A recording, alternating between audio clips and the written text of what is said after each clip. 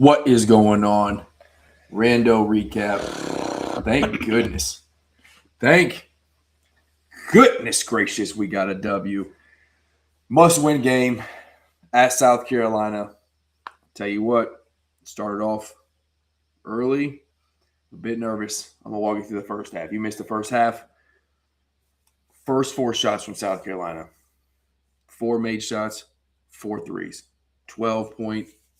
It was at one point 12-9. We finally clawed our way back, but we were creeping into almost going down double digits. And then some things changed. We started running some action. We started really working them on the offensive and defensive rebounds. And then you saw it on the cover, the real game changer in the first half, really throughout the whole game. Denzel Aberdeen. He came down, stroked 2 threes back to back, one of them in transition from the logo, just pulled up. Hey, you're not going to guard me. Cash the thing. Resulted in a quick timeout from South Carolina. And yeah, we battled the whole game. They fought back. They took, I don't know if they took the lead. I can't remember if they took the lead again in the first half, really throughout the game. They tied it up a few times. But in a road environment, not super loud, not super crazy, but they started off pretty loud. They thought they might get a big win against Kentucky because it's just see how it is. That's what teams have been doing the last couple games as we've been coming in this one just limping along. But all in all, I am still worried, but encouraged after we saw the game. All right, so let me go through go ahead, take us through the second half. What did you see in the second half?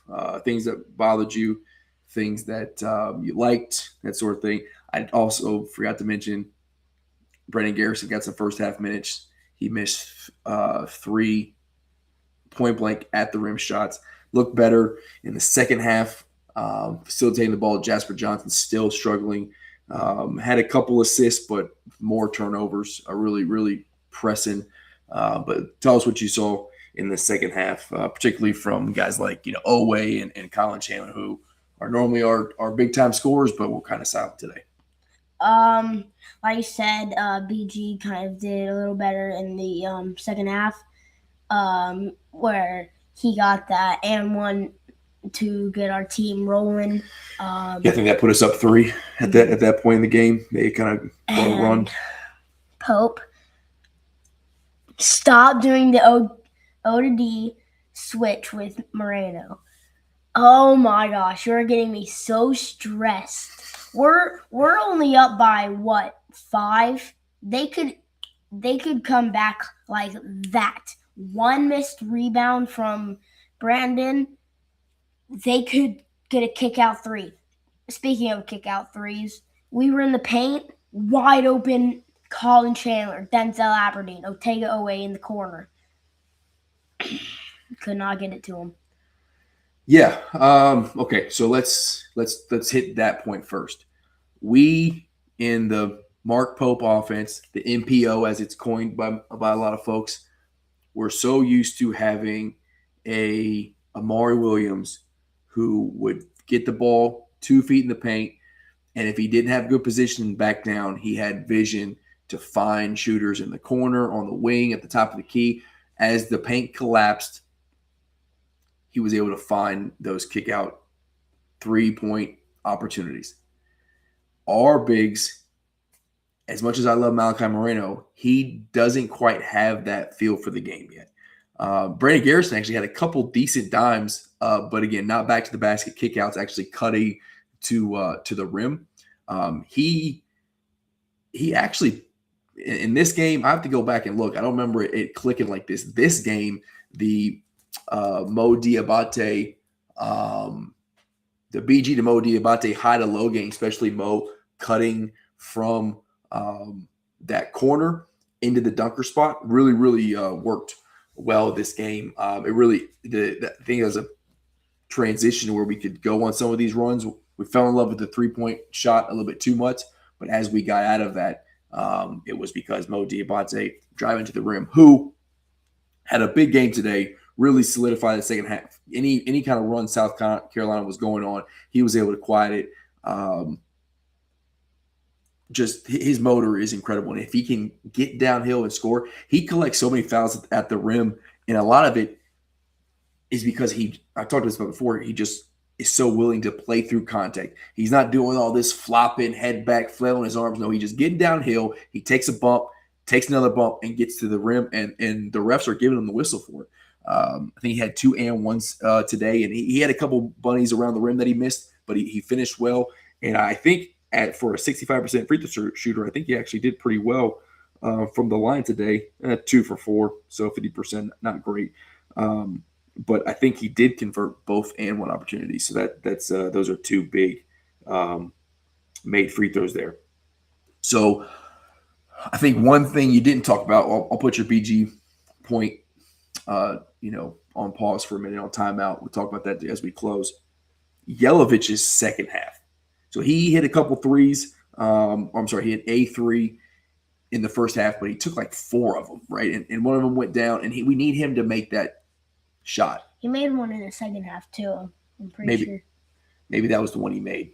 Maybe he was 0 for 4 in the first half, but they were giving him wide open looks, and we need that stretch 4. Like, this offense needs the stretch 4 to kind of open up the lane for drivers and whatnot.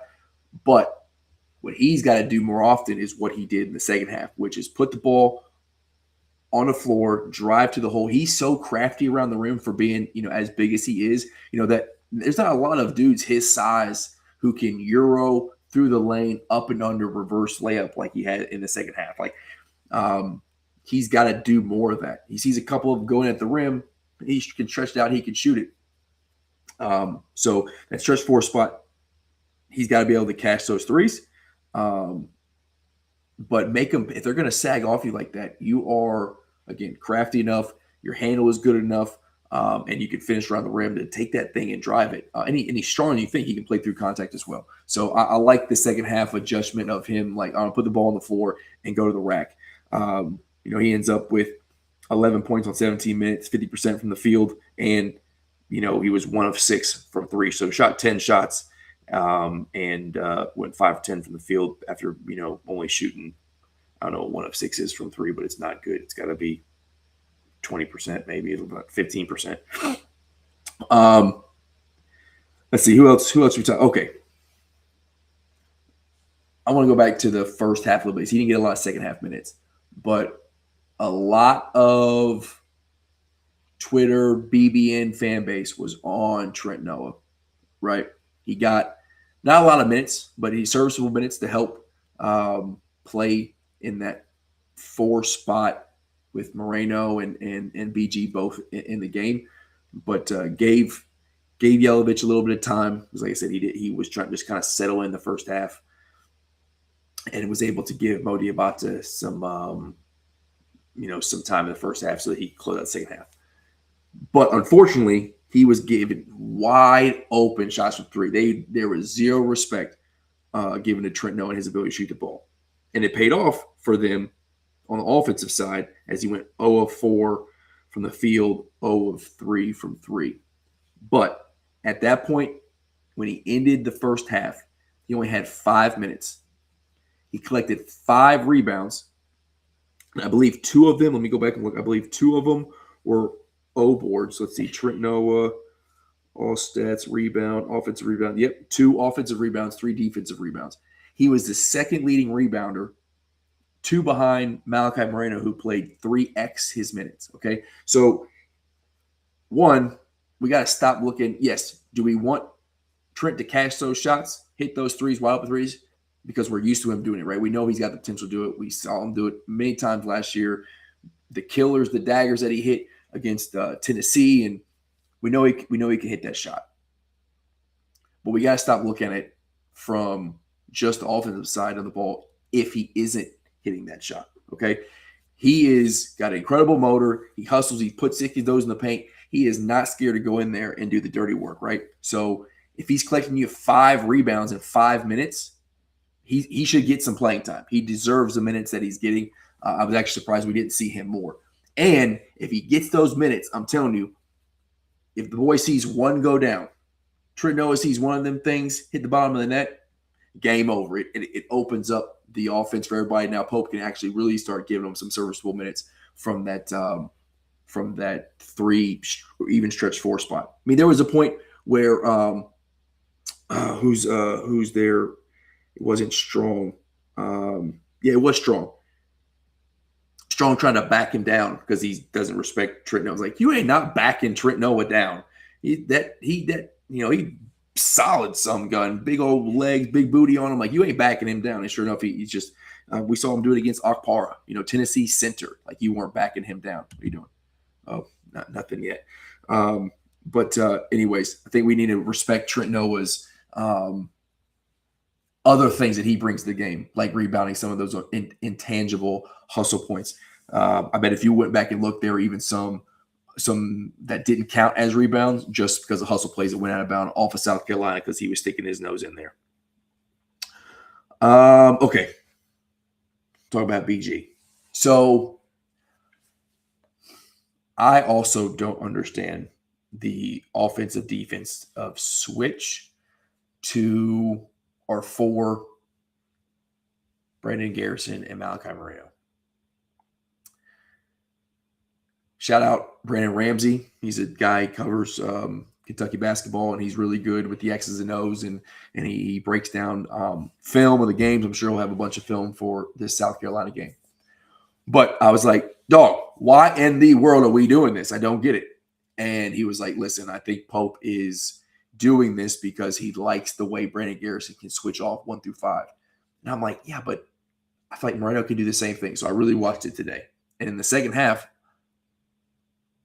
I think Moreno can do it, but BG's lateral quickness, his ability to, like, his instincts on defense, man up, like one-on-one man. We know he gets lost. If the ball's not on his side of the floor, or he'll ball watch a lot. But when the ball's in front of him, and if he's even a guard trying to get him, he can sit down, get in a stance, and D up pretty well.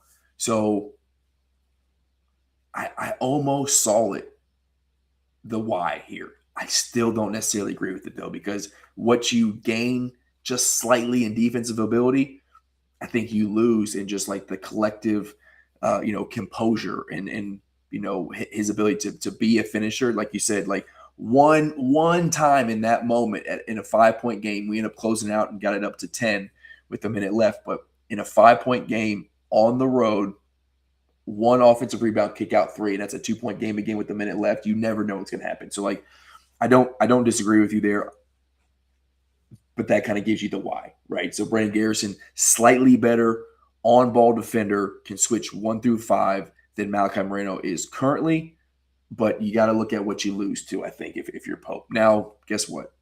We've seen him do it pretty much all season, especially late in SEC play. So, buddy, I don't think it's going to change. I think we're going to see it over and over and over again, and we just got to hope that it works out. Okay. I wish it worked out against Auburn. Yeah. You're really good at – what are you doing?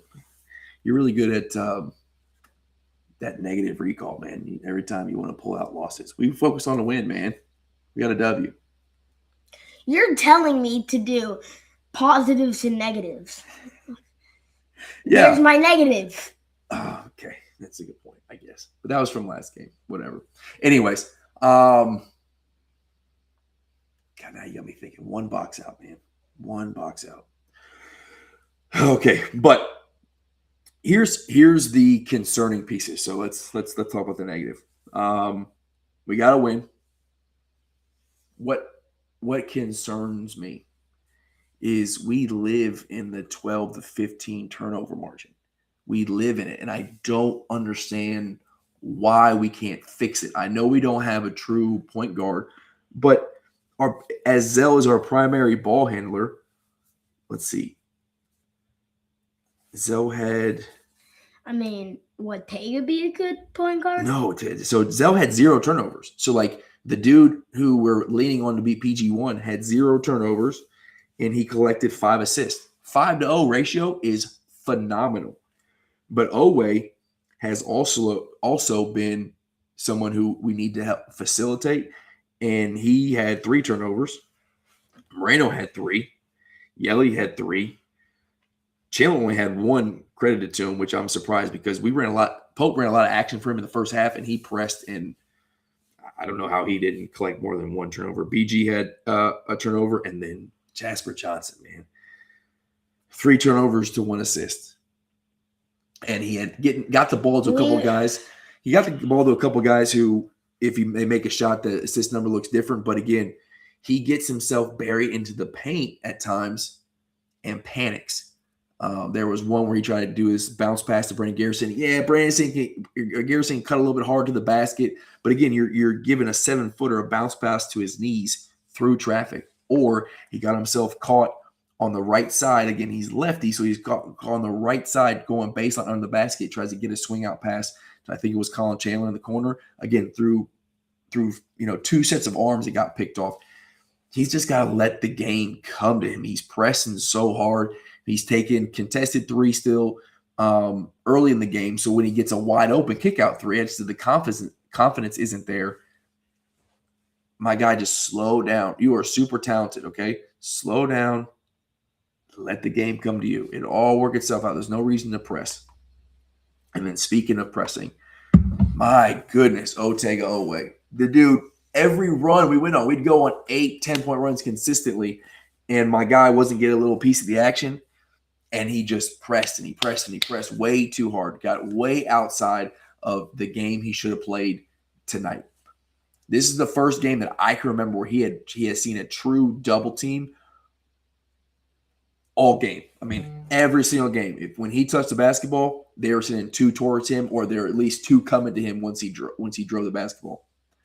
But this should have been a game where instead of having 3 assists and 3 turnovers, he collected like 6, 7 assists. Because if you got 2 on you, there's one wide open, right? And it goes to your point of when we get the ball going to the rim, or we, and get 2 feet in the paint off the drive, or we get the ball in the low post, we got to be able to have vision to kick out. They're going to come and hard double team Rando because he's shown that he can be strong and play in the paint.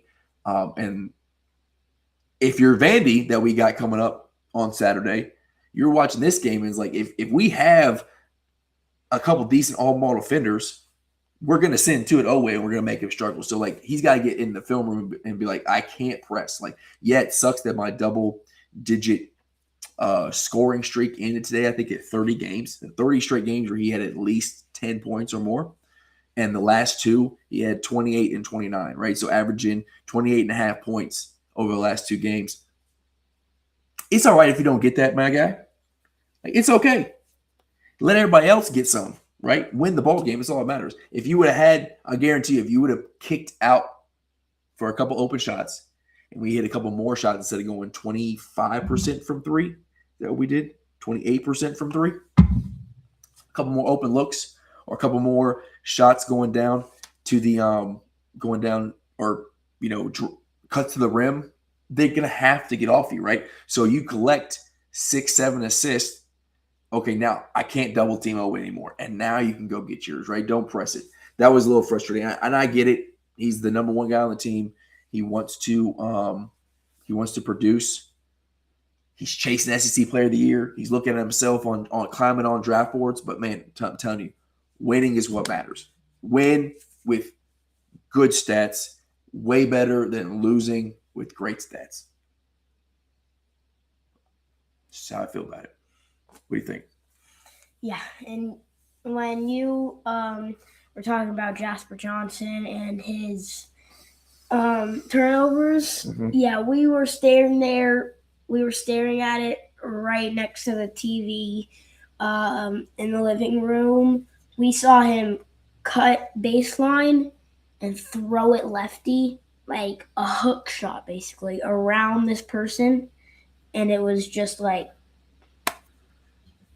it was not just, why would you take that pass when you could have actually got around the guy, and then if you really needed to, then you could pass it to him?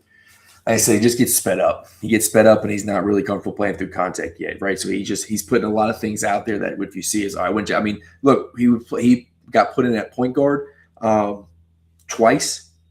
The Auburn game, they go and pick his pocket right away, coming up the ball. He's just not super comfortable. It's not a natural spot, right? He wants to play off the ball, but even if he's going to play off the ball, he's got to know how to facilitate. But listen, when our best player, let's end on a positive note here, okay? When our best player scores 8 points, I just said he was scoring 28 and a half over the last two, had a 30-game streak of scoring at least 10 points. He went 3 of 13. 3 of 13 from the field, scored 8 points, and had 3 turnovers. Our second, what I would say, our second best player, arguably, Colin Chandler, had 10 points, shot pretty decent from the field, 4 of 6, but was really silent most of the game. I didn't get a lot of shots off. 4 of those points were off breakaway steals, one of them near the end of the game. Now that 3 at the end of the game, just to shut the crowd up from NBA range. That dude has got a clutch gene that is phenomenal. But again, Chandler really silent. We had 15 turnovers. We won the game by 9. And without some last-second ticky-tack, it's a double-digit win on the road. Now, I know the South Carolina is not great, but I just told you we shot so bad, 28% from 3, 39% from the field.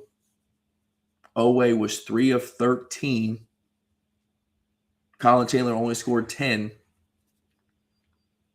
15. We won the game. You know why I won the game? Because we had 48 rebounds. 48 rebounds. Okay? Now let's talk about this. 18 of them were offensive, 30 were defensive. South Carolina had 28 total rebounds. So we more than 48, more than doubled them on the boards, right? That's effort that will win you a lot of basketball games, whether you're hitting shots or not. How many did they have? We have 48. They had 28. So not quite half. Don't try to outmath me on the show, okay? Golly, I'm about to kick you off. Anyways, almost half. But that sort of effort will win you basketball games in the postseason when you're not going to be guaranteed to make shots. So I'm encouraged by that. I'm also encouraged by we finally got some bench scoring, right? Mo had 11 points. Speaking of silent, Colin Chandler being silent, that stadium was silent for a fat minute. That 3 was, and he knew he was going to shoot it. Late in the shot clock, he was wanting the ball. He was like, give me that thing, man. It's just, that. No one. Maybe one person whispered in that stadium. Everybody in that stadium knew when it left his hand, though, like, not again. But Modi Abata had 12 points on 20 minutes, 5 of 10 from the field. But that's encouraging to me if we finally get some bench scoring. Now, he was the only consistent scorer. Garrison had 4. Most of that coming from the free throw line, and crucial and 1 there. But if you're going to get some bench scoring, and on a night where Ortega has his worst night in the SEC, you still have a dude who we've been critical of at points for not being the Final Four caliber player that we paid for in the portal. Zell carried us in that first half and then helped us close the game. 37 minutes. He had 38 last time. He had 37 this time. Scores 19 points, goes 6 of 12, 4 of 6 from 3, and shoots 3 of 4 from the free throw line. Again, I mentioned the biggest piece of that. The biggest piece of that is 5 assists, 0 turnovers. Right? So while you can be like everybody else stunk, right? You can say, and it's being said out there, if you take away Zell's production, this team's – well, if you take the leading scorer on any given night for any team, the stats probably aren't going to look great, and they're probably going to result in a loss, okay? So let's not get that. They put 5 on the floor for a reason, okay? Zell's one of our starters, one of the key guys that we lean on right now for a reason. So if 2 dudes aren't playing well and turn the ball over, and we got one guy who could step up as a starter and one guy can come off the bench as a high motor guy and normally just used to collecting rebounds, maybe have a couple points, get double-digit scoring, you get a win on the road. These are all good things. Now, we still got a lot to do. Okay? But we're finally building some momentum back, right? You get a win. The monkey's off your back. You got one on the road. The ability to go on a 3-game win streak now is just as possible as it was for us to go on a 3-game losing streak as we were coming to this game. We got Vandy at home, okay? Vandy is soft. They smacked us around at Vandy, but that was because we decided to let them smack them around. Go watch a Tennessee game. They do not want to get pushed around.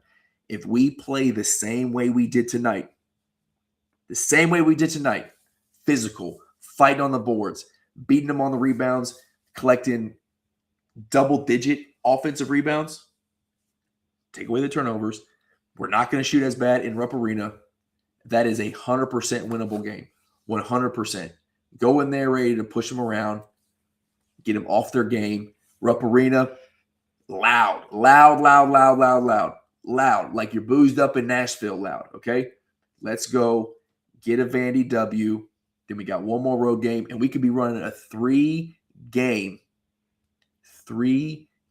win streak going into Florida with all the momentum, with the ability to take a massive win going to the SEC tournament. It is all right there, okay? So let's not be discouraged by the things that didn't happen tonight. Be encouraged by the things that did. And let's see what happens on Saturday. Can I jump higher than Moreno? I bet. You might be able to jump higher than Moreno. I don't think you can touch the rim like you did, or like he can, but you know. Well, he's 7 foot, and I'm 4'5". Maybe. 4'6". If you want, I don't know, you can maybe get on their show. They want you on your show. Is ID required? Because I don't think we got a fake for him yet. Not yet. But we get you in for the, before they turn it to a 21 and up crowd. But let's see. Vandy is 11 a.m. our time. Golly, that's too early. All right. It's 11 a.m. You know what that means? Second half, you're going to be playing basketball. That's right. Vandy at home. Rupp Arena show up. It's a top 25 team. Another quad 1 win opportunity. Let's go get a W. Let's silence some of the haters. You're not going to silence all of them. That's okay. But let's go get this. Let's go get this big win. 2-game win streak. Roll into a 3-game win streak. We're sitting there at home against Florida, ready to get revenge. You got to smack Vandy. What they did to us in Nashville, you have got to come out there. Bing! Pop them right in the mouth. Bing! All right. You got anything else? You done?